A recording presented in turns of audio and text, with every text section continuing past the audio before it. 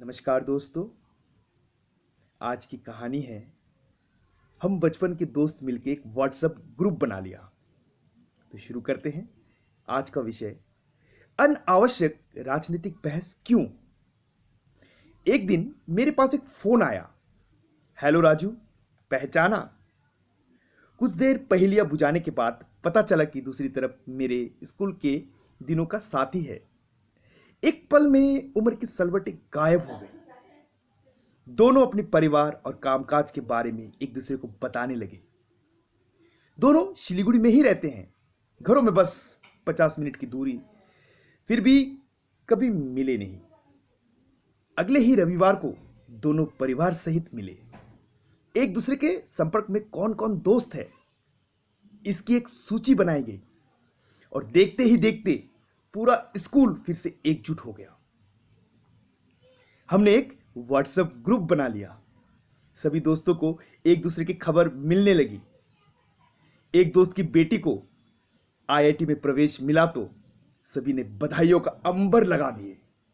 साथ ही मजाक भी हुआ कि भाई, तुम तो पढ़ने में फिसड्डी थे, बेटी तुम्हारी ही है ना।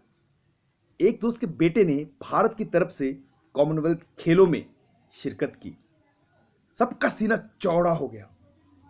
ये बात सबने अपने सहकर्मियों को बताया।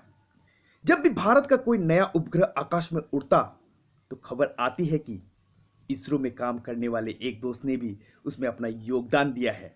सबको अच्छा लगता है। लेकिन फिर ग्रुप की फिजा बदली। एक दोस्त ने प्रधानमंत्री की तारीफ में कुछ लिखा। कुछ लोगों ने इसका समर्थन किया। यह बात एक असमर्थक साथी को नागवार गुजरी। उसने घंटों तक रिसर्च करके प्रधानमंत्री को देश का सबसे बड़ा बुरा आदमी कहा और राहुल गांधी को सबसे अच्छा, समझदार, नई सोच का युवा नेता और गरीबी तथा अल्पसंख्यकों का मसीहा बताया। एक दूसरे को झूठा साबित करने में किसी ने कोई कसर नहीं छोड़ी। बात इतनी बढ़ गई कि राजनीतिक बहस से व्यक्तिगत लांछन शुरू हो गए। तथ्य और आंकड़े सब अपने हिसाब से तोड़ मरोड़ कर पेश करते रहे। अब कोई भी विषय का विशेषज्ञ तो था नहीं, पर सुनी सुनाई बातों के आधार पर एक शास्त्रार्थ शुरू हो गया। और जैसे कि इन बहसों में अक्सर होता है, बाकी मित्रों ने पलटकर किया कि तुम देश के दुश्मन हो। असमर्थक मित्र के दिल को गहरी ठेस पहुंची। उसने बताया कि वो हर साल टैक्स भरता है। उसने भी कारगिल युद्ध के शहीदों की मदद के लिए दान दिया था। और सबसे बड़ी बात, उसके बड़े भाई सेना में है। उसने कहा, बात करने से कोई देशभक्त नहीं होता, तुम लोग पढ़े लिखे अनपढ़ हो। मुझे समझ नहीं आया कि एक दूसरे से इतना प्यार करने वाले दोस्त एक दूसरे के खिलाफ ऐसा जहर कैसे उगल सकते हैं।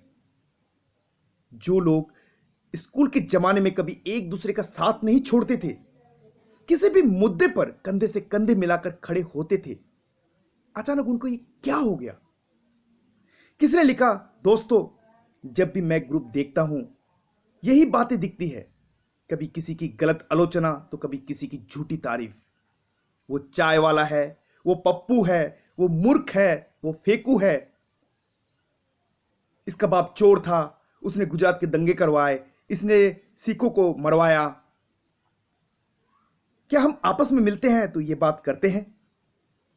ग्रुप का मकसद एक दूसरे के साथ अपनी जिंदगी के सुख दुख बांटना है, एक दूसरे की सहायता करना है। पर अगर इससे एक दूसरे के प्रति विमनस्य आए तो बेहतर है कि हम ग्रुप को ही खत्म कर दें, ताकि जब मिले तो आपस में प्यार से भी तो मिले। बात दोस्तों को समझ आई। ग्रुप बरकरार रहा। चुनाव तो आएंगे और चले भी जाएंगे।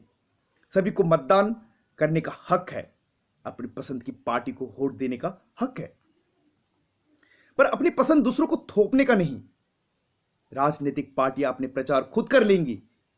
अनावश्यक बहसबाजी में पड़कर आप अपने अच्छे दोस्त खो सकते हैं।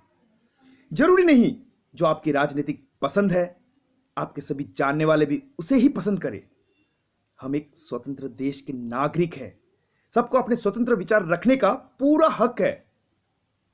अनावश्यक राजनीतिक बहसों से बचिए। रिश्तों में करवाहट आए तो वो नहीं जाएंगी। मेरा विचार केवल आपस में प्यार बढ़ाना है, किसी का दिल तोड़ना नहीं, किसी पार्टी या किसी व्यक्ति का समर्थन नहीं। आपको जो सच लगता है उसमें अटल रहे। जो पार्टी आपको अच्छी लगती है उस पर चल रही देश हित के लिए जो कार्य कर सकते हैं वो करते रहेंगे, किंतु आपस में झगड़े से बचे, ये जरूरी है।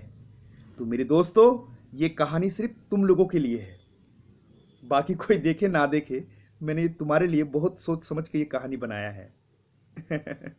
चलो